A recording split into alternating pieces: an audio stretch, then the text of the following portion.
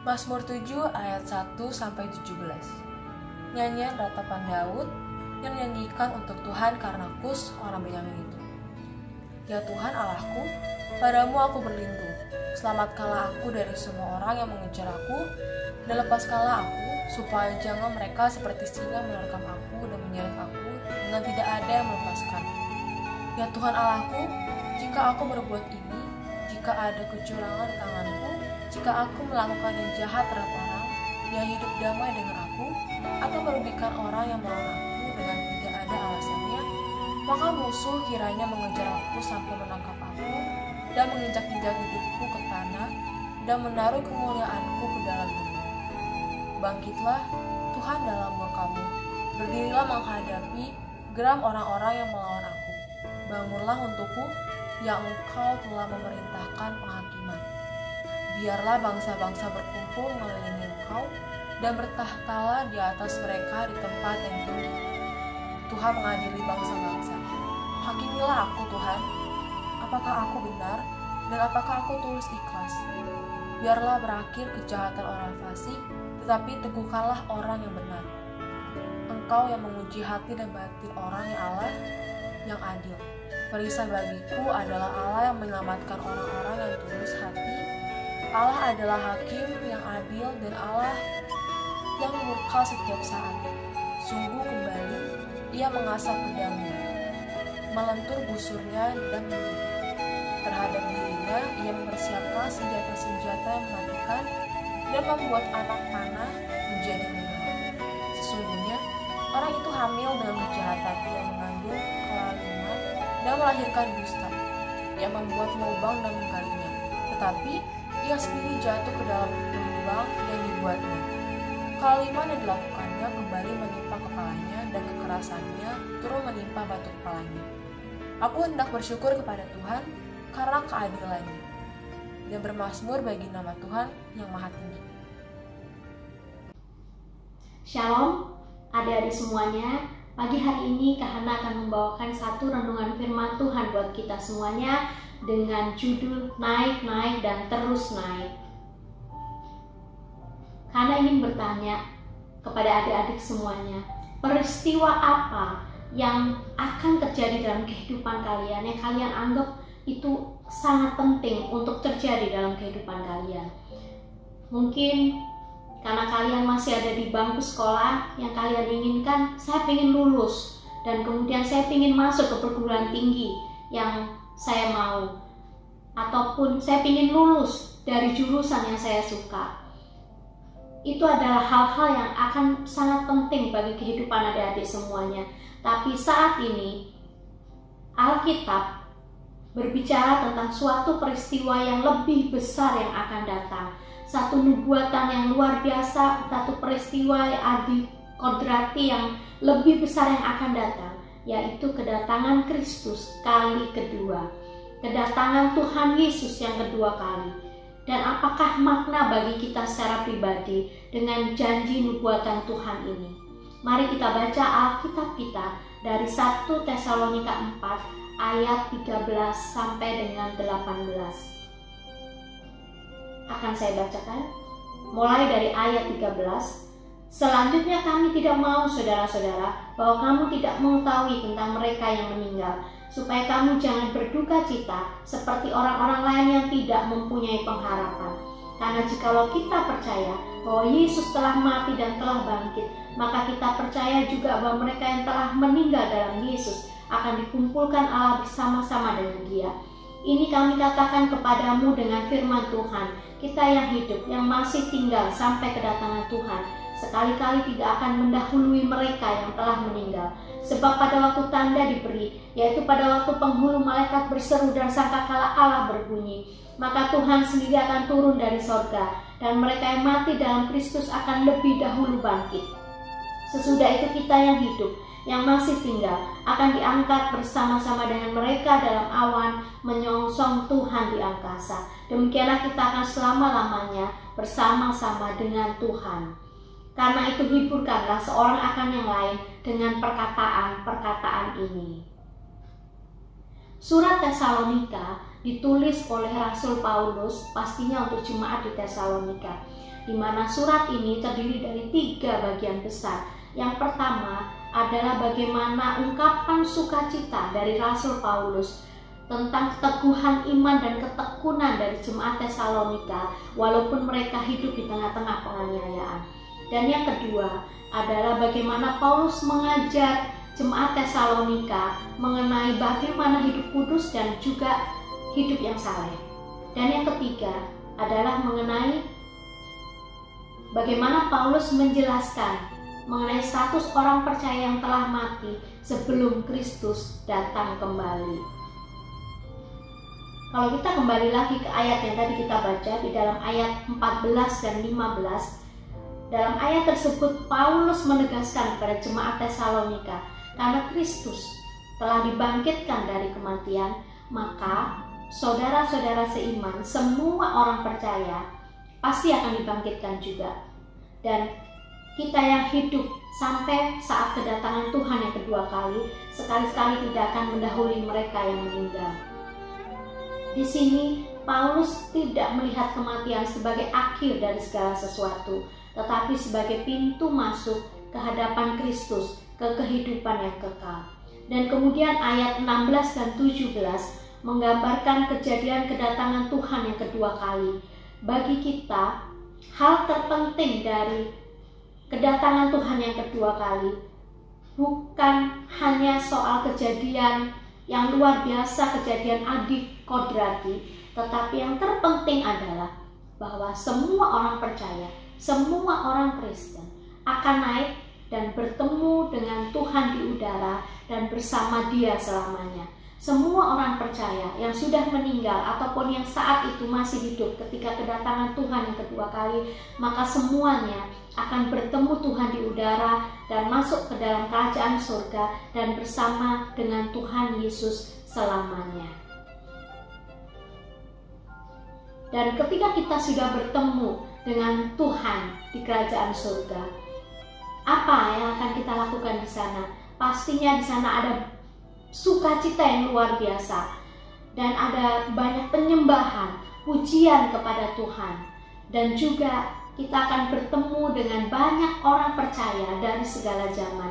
Kita akan bertemu dengan rasul-rasul, dengan Rasul Paulus juga, dengan semua, dengan nabi-nabi pada zaman Perjanjian Lama, dan semua orang percaya. Kita akan bertemu di surga nanti. Tetapi selain itu, ada juga yang namanya seperti penyerahan buku rapor bagi orang-orang yang percaya. Kita akan baca Alkitab dari 2 Korintus 5 ayat 8 sampai dengan 10. 2 Korintus 5 ayat 8 sampai dengan 10. Kita baca mulai dari ayat 8. Tetapi hati kami tabah dan terlebih suka kami beralih dari tubuh ini untuk menetap pada Tuhan. Sebab itu juga kami berusaha, baik kami diam di dalam tubuh ini maupun kami diam di luarnya, supaya kami berkenan kepadanya. Sebab kita semua harus menghadap tahta pengadilan Kristus, supaya setiap orang memperoleh apa yang patut diterimanya sesuai dengan yang dilakukannya dalam hidupnya ini, baik ataupun jahat. Ketika semua orang percaya menghadap tahta pengadilan Kristus, maka akan ada buku rapor ya buat semua orang, dan itu adalah untuk menentukan upah yang akan diterima oleh setiap orang percaya berdasarkan pekerjaannya, berdasarkan usahanya selama dia hidup di dunia. Apa yang akan dihakimi? Karena ini tahta pengadilan Kristus, berarti ada hal-hal yang akan digunakan untuk menghakimi semua orang yang percaya. Di sini kita akan baca dalam kitab 1 Korintus 3 ayat 10 sampai dengan 15. 1 Korintus 3 ayat 10 sampai dengan 15. Karena baca dari ayat 10. Sesuai dengan kasih karunia Allah yang dianugerahkan kepadaku, aku sebagai seorang ahli bangunan yang cakap telah meletakkan dasar, dan orang lain membangun terus di atasnya. Tetapi tiap-tiap orang harus memperhatikan bagaimana ia harus membangun di atasnya, karena tidak ada seorang pun yang dapat meletakkan dasar lain daripada dasar yang telah diletakkan, yaitu Yesus Kristus. Entahkah orang membangun di atas dasar ini dengan emas, perak, batu, permata, kayu, rumput kering atau jerami, sekali kelak pekerjaan masing-masing orang akan nampak, karena hari Tuhan akan menyatakannya. Sebab ia akan nampak dengan api, dan bagaimana pekerjaan masing-masing orang akan diuji oleh api itu. Jika pekerjaan yang dibangun seseorang tahan uji, ia akan mendapat upah. Jika pekerjaannya terbakar, ia akan menderita kerugian, tetapi ia sendiri akan diselamatkan, tetapi seperti dari dalam api. Dalam ayat ini, Paulus menyamakan pelayanannya selama di dunia dengan pekerjaan seorang ahli bangunan, di mana Paulus meletakkan dasar, yaitu Injil Kristus, dan orang lain akan membangun terus di atasnya. Dalam ayat-ayat ini, semua orang percaya akan menghadap tahta pengadilan Kristus, dan di sana kita semuanya akan mendapatkan penghakiman berdasarkan apa yang kita lakukan, apa yang harusnya kita lakukan di dunia menjadi tugas kita, dan bagaimana kita melakukannya. Semuanya akan dinilai, dan kemudian akan ditentukan upah yang sesuai dengan apa yang kita lakukan. Dasarnya adalah hubungan pribadi dengan Yesus. Jadi yang terutama, bagaimana kita bisa menghadap tahta pengadilan Kristus adalah ketika kita percaya kepada Tuhan Yesus, ketika kita mempunyai hubungan pribadi dengan Tuhan Yesus, dan kemudian kita melakukan hari-hari kita menjalani kehidupan kita sesuai dengan hubungan pribadi, sesuai dengan tugas yang diberikan oleh Tuhan Yesus kepada kita. Dan Rasul Paulus menggambarkan ada dua bagian yang melambangkan bagaimanakah sebenarnya kualitas pekerjaan kita, kualitas usaha kita selama di dunia. Apakah itu emas, perak, atau batu permata yang tahan terhadap api. Karena itu disebut pekerjaan diuji dengan api. Jika teruji dengan api dan tidak terbakar, kita akan mendapat upahnya. Tetapi jika ternyata ketika diuji dengan api dan terbakar, seperti diumpamakan seperti kayu, jerami, ataupun rumput kering yang sangat mudah terbakar, maka kita tidak akan mendapatkan upahnya. Kita perlu menyelidiki hati kita masing-masing. Apakah yang kita lakukan adalah sesuai dengan apa yang Tuhan mau dalam kehidupan kita. Dan satu gambaran terakhir bagaimanakah sebenarnya kedatangan Tuhan yang kedua kali adalah diumpamakan sebagai sebuah pernikahan. Kita akan baca di dalam Wahyu 19 ayat 6 dan 7. Lalu aku mendengar seperti suara himpunan besar orang banyak, seperti desau air bah, dan seperti deru guru yang hebat, katanya, haleluya, karena Tuhan Allah kita yang Maha Kuasa telah menjadi Raja. Marilah kita bersuka cita dan bersorak-sorai dan memuliakan Dia, karena hari perkawinan anak domba telah tiba dan pengantinnya telah siap. Hari perkawinan anak domba telah tiba. Itu adalah saat kedatangan Tuhan yang kedua kali, dan pengantinnya telah siap sedia. Siap sedia adalah kunci utama di sini. Karena punya pertanyaan, mengapa Allah memilih sebuah pesta pernikahan sebagai sarana untuk merayakan kemenangan Kristus atas dosa dan segala kekuatan iblis?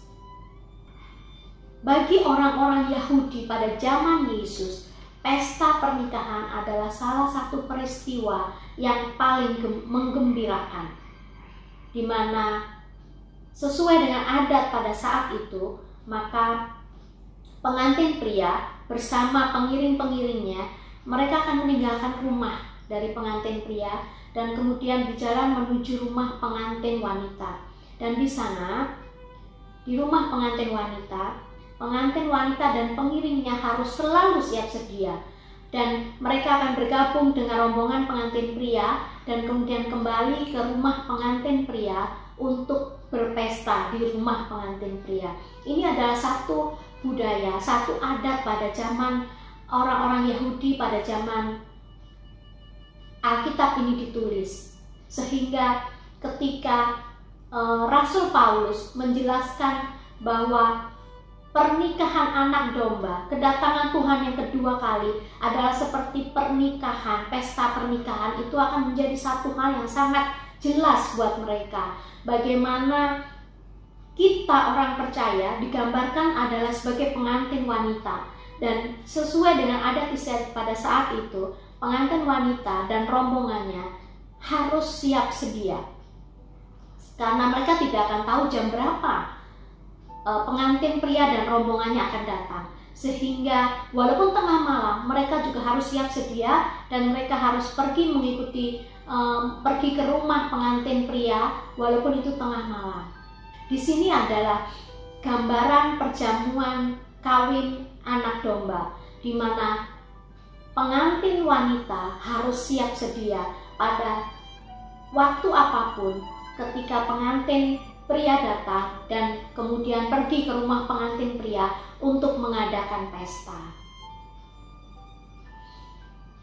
Siap sedia adalah satu kunci utama kita sebagai pengantin wanita dari perjamuan kawin anak domba untuk kita dapat mengikuti, siap sedia mengikuti sebagai pengantin wanita untuk berpesta di rumah pengantin pria atau berpesta di kerajaan surga. Kita akan hidup kekal selamanya di sana. Kita akan baca ayat yang terakhir, yaitu 1 Yohanes 3 ayat 2 dan 3. Saudara-saudara yang kekasih, sekarang kita adalah anak-anak Allah, tetapi belum nyata apa keadaan kita kelak. Akan tetapi kita tahu bahwa apabila Kristus menyatakan dirinya, kita akan menjadi sama seperti Dia, sebab kita akan melihat Dia dalam keadaannya yang sebenarnya. Setiap orang yang menaruh pengharapan itu kepadanya menyucikan diri sama seperti Dia yang adalah suci. Kita akan melihat Tuhan secara langsung ketika kita bertemu dengan Tuhan di angkasa, dan kemudian kita akan masuk ke dalam kerajaan surga bersama-sama dengan orang percaya dan mengadakan pesta yang luar biasa, pesta sukacita yang luar biasa yang disebut perjamuan kawin anak domba. Dan yang paling penting buat kita saat ini, apa sih makna kata-kata Kristus akan datang buat kita? Yang terutama adalah siap sedia, seperti pengantin wanita pada zaman kitab ditulis bahwa pengantin wanita harus siap sedia kapanpun ketika pengantin pria datang. Demikian juga dengan kita. Saat ini kita hidup di dalam kondisi yang sekarang, apapun juga yang akan terjadi dalam kehidupan kita, kita tetap percayailah janji-janji Allah. Dan janji kedatangan Kristus yang kedua adalah janji yang begitu luar biasa, yang begitu besar, dan kita mesti siap sedia. Ketika kita percaya akan janji Allah, maka kita siap sedia akan kapanpun Tuhan akan datang yang kedua kali. Dan kemudian ketika kita sudah percaya janji-janji Tuhan, maka kita harus selalu memeriksa hidup kita, memeriksa hati kita. Apakah kita siap untuk kedatangan Tuhan yang kedua kali? Dan kemudian kita melakukan tugas di dunia. Apapun yang ditugaskan Tuhan di dunia, kita lakukan itu. Dan juga kita menceritakan bagaimanakah Tuhan Yesus Kristus kepada orang lain. Dan selama kita hidup di dunia, kita akan terus bersuka cita ketika kita selalu memandang ke atas, memandang akan janji-janji Tuhan yang luar biasa, memandang bahwa kehidupan kita sekarang ini hanyalah kehidupan yang sementara, tetapi kehidupan kita nanti di surga adalah kehidupan yang kekal bersama dengan Tuhan pencipta kita. Sehingga saat ini mari kita sama-sama memeriksa hati kita, mari kita sama-sama datang pada Tuhan untuk benar-benar memeriksakan kembali seluruh sisi-sisi kehidupan kita dan hati kita, agar kita boleh dibersihkan hati kita dan kita boleh untuk menjadi pengantin wanita yang siap sedia. Kapanpun Tuhan datang, kita siap sedia dan kita boleh masuk ke dalam kerajaan surga. Mari kita akan sama-sama datang pada Tuhan dan berdoa. Bapa yang terkasih dalam kerajaan surga, kami mengucap syukur Tuhan. Kalau hari ini kami boleh belajar bagaimana tentang janji-Mu yang luar biasa mengenai kedatangan Tuhan yang kedua kali. Tuhan, kami tidak tahu kapan itu akan terjadi, apakah kami masih hidup ataukah kami sudah meninggal. Tapi kami percaya bahwa janji-Mu luar biasa. Apapun kondisi kami ketika Engkau datang, kami percaya Tuhan bahwa kami rindu untuk selalu siap sedia. Kami rindu Tuhan agar hati kami menjadi hati yang siap, hati yang selalu bersih, hidup kami yang kudus, hidup kami yang saleh. Bagaimana kami melakukan semua yang Kau mau dalam kehidupan kami. Itu yang kami rindukan Tuhan. Tuhan, apapun keadaan kami saat ini, dengan semua kondisi saat ini yang tidak mengenakan, tapi kami tetap bersuka cita karena janji-Mu luar biasa Tuhan.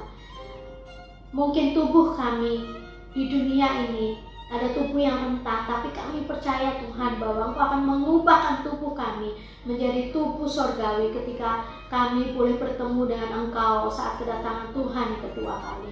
Kami mengucap syukur Tuhan. Kami percaya akan kasih setiamu. Kami mengucap syukur dan kami mau menghidupi janji-janji-Mu dalam kehidupan kami.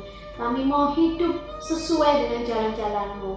Berapapun usia kami, apapun yang kami lakukan dalam kehidupan kami mau menyenangkan Engkau. Kami mau hidup dekat dengan Engkau. Kami mau memiliki dasar hubungan yang kuat dengan Engkau Tuhan. Tuhan, kami serahkan doa ini Tuhan. Kami serahkan semua anak-anak sekolah minggu Tuhan ke dalam tangan-Mu, dan semua kakak-kakak guru Tuhan, walaupun tidak bertemu secara langsung, tetapi kami percaya Tuhan bahwa iman kami ada karena Engkau, karena Roh Kudus-Mu itu mengasihi kami. Roh Kudus ada dalam hati kami dan membimbing kami Tuhan. Tuhan, kami serahkan doa ini, kami serahkan semuanya dalam tangan-Mu. Hanya di dalam nama-Mu kami berdoa dan mengucap syukur. Amin. Kisah Para Rasul 2 ayat 36. Jadi seluruh kaum Israel harus tahu dengan pasti bahwa Allah telah membuat Yesus yang kamu salibkan itu menjadi Tuhan dan Kristus. Terima kasih. Kisah Para Rasul 2 ayat 36. Jadi seluruh kaum Israel harus tahu dengan pasti bahwa Allah telah membuat Yesus yang kamu salibkan itu menjadi Tuhan dan Kristus. Terima kasih. Shalom adik-adik. Kembali lagi kita minggu ini dengan ayat hafalan kita ya, yang tertulis di 1 Yohanes 3 ayat 2 dan 3.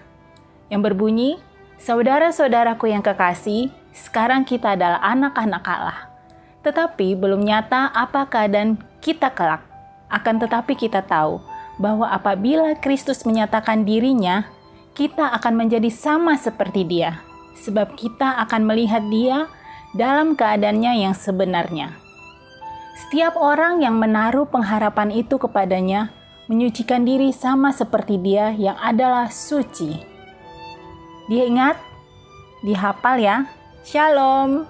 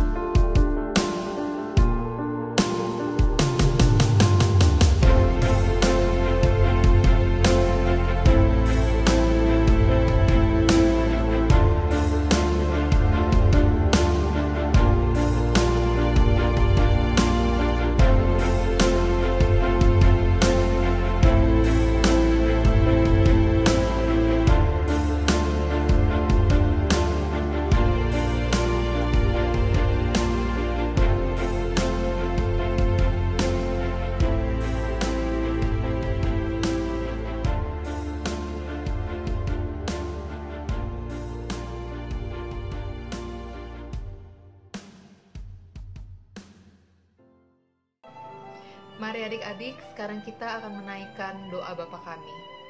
Bapa kami yang di surga, dikuduskanlah namamu.